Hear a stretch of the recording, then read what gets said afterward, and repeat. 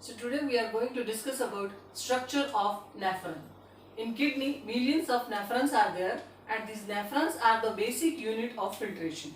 So here we will discuss the structure of nephron. First we will see how these nephrons are located inside the kidney. If we take the cross section of kidney in this way, this kidney, internally the kidney is divided into two parts, that is, one is cortex and medulla.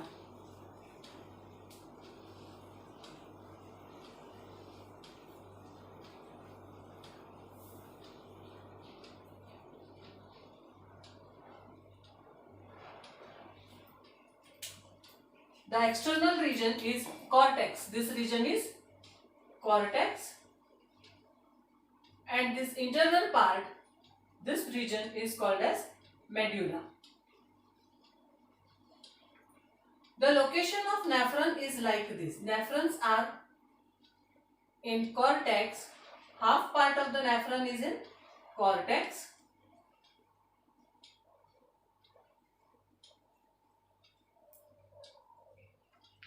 And another half is in medulla. In this way, nephrons are present in cortex and ends in medullary region. So this is the location of nephron inside the kidney. One thing that I want to tell you, whenever we draw diagram of any internal organ or system of human being, by the time this part is considered as a right part and this side will be considered as a left side. For example, if we draw a diagram of excretory system, then this side kidney and this side. So this will be considered as left kidney and this kidney is considered as a right kidney. This is the right part, this side is the right part and this side is the left part. Likewise, we have to draw the diagram.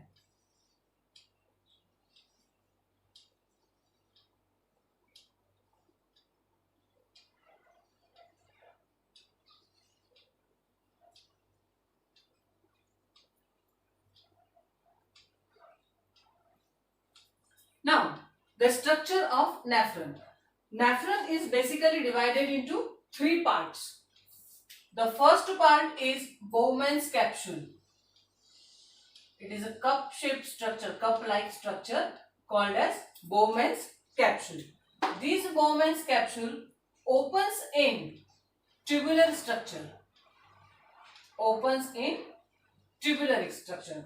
Now, in the structure of kidney, we have excretory system. We studied that renal vein comes inside the kidney. This renal artery comes inside the kidney and renal vein goes out. Renal vein comes outside the kidney. This is the renal vein. So now this renal artery give rise to renal, let me rub this. Renal artery give rise to afferent arteriole. Renal artery bifurcate and give rise to renal arteriole.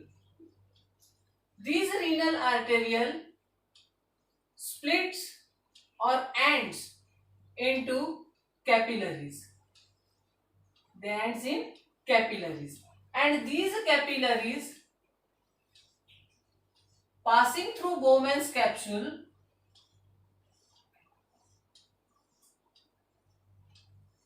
again join together and opens in efferent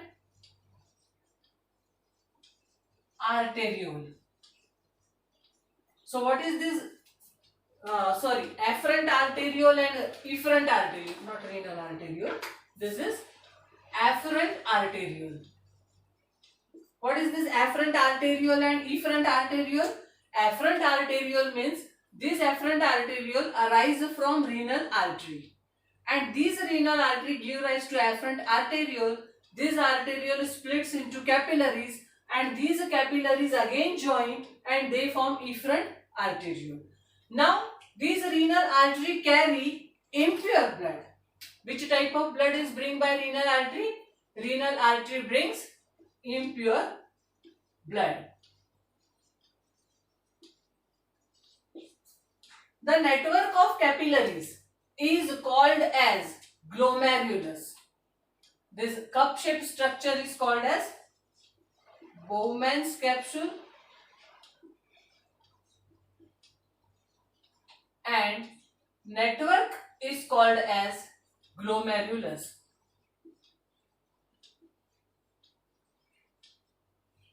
These are the two structure main parts of nephron, glomerulus and Bowman's capsule. Now, in glomerulus, impure blood is there. From this impure blood, now this wall of glomerular, Bowman's capsule, this is selective permeable wall. This wall is selective permeable in nature and it helps to filter the blood.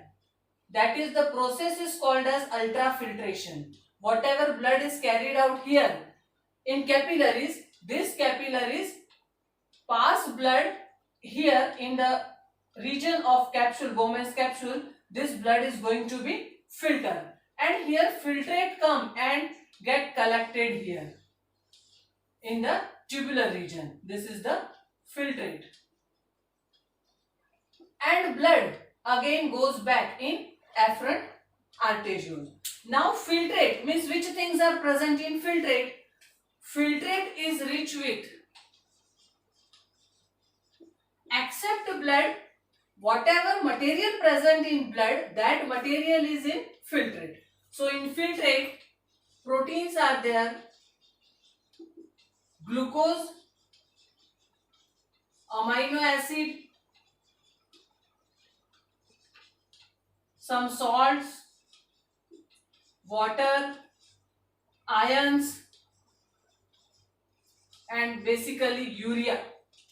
All this material comes out through this Bowman's capsule and get collected here in this region in the form of filtrate. Now here, this region, that is the tubular region. The third important region of Bowman's nephron is tubule. So Bowman's capsule opens in tubule and filtrate enters in tubule. This tubule shows coiling. Tubule shows coiling. And then further this tubule extend in this way. So this part of nephron with Bowman's capsule, glomerulus and beginning of the tubule, this part of nephron is present or located in cortex of the kidney. We have seen kidney is divided into two parts. Cortical, internally kidney is divided into cortical region and medullary region. So in the cortical region, this part is present in cortical region. Nephron's upper part is present in cortical region, and this tubule get extend, enters in medulla. The beginning part of tubule is called as proximal convoluted tubule, PCT. Commonly we used to call it PCT. Proximal convoluted tubule. Proximal means the beginning part, convoluted means shows coiling, and as it is a part of tubule, it is PCT. This region which comes down in medullary part, this is called as descending limb, or you can call descending loop. Then it shows turn.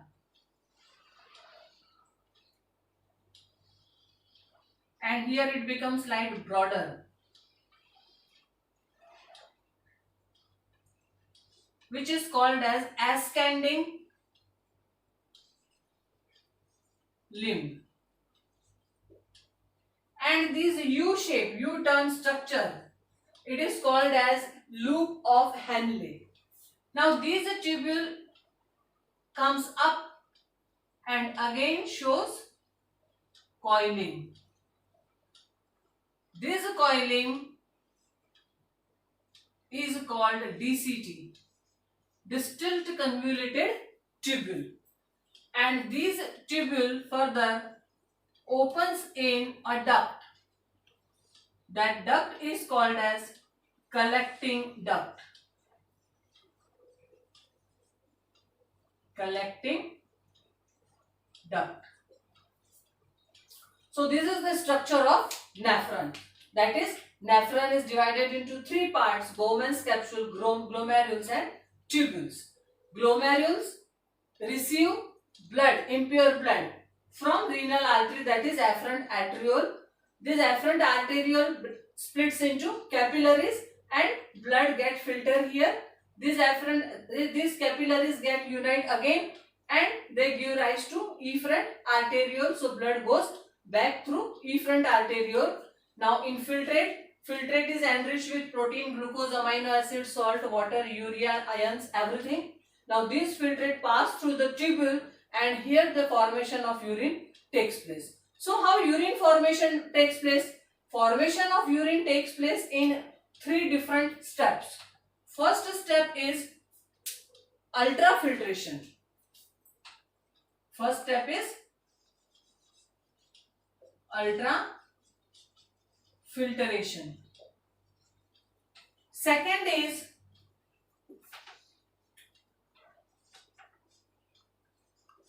is reabsorption.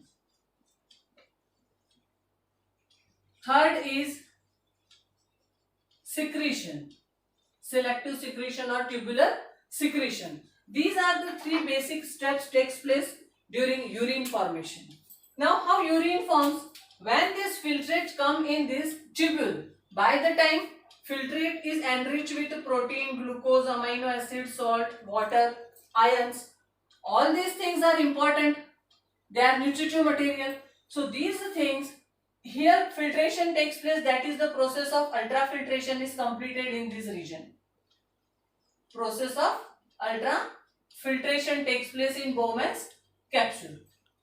Now after filtration, in PCT, in this region of tubule, microvilli are present.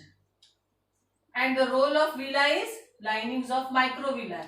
Role of microvilli is to increase the surface area of absorption. And these microvilli help for absorption of nutritive material which is required material for body and comes out. This PCT absorb nutritive material like glucose, amino acid, proteins, everything, whatever may be the nutritive one, that is absorbed by this microvilli. Now after that, basic material is absorbed by microvilli, and now water with some of the iron, urea, these things, some salts, these things enter in this descending limb.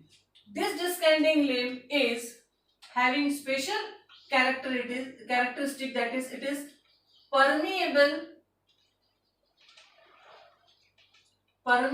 for water but shows impermeability towards ions, whereas ascending limb shows permeability towards ions and is impermeable for water. So here whatever water is there, that water is absorbed in this region. In this region during selective absorption, water is absorbed but ions are not absorbed. So salt, urea and some ions enters in ascending limb. In ascending limb, now ions are absorbed like sodium ion, potassium ion, chlorine, calcium. These ions are getting absorbed in this region. Now further, as soon as ions are absorbed, now some amount of water with urea and other metabolic waste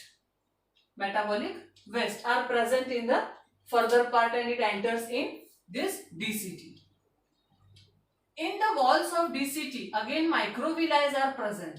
So whatever nutritive material which is not supposed to be reabsorbed back is absorbed by these microvilli of DCT.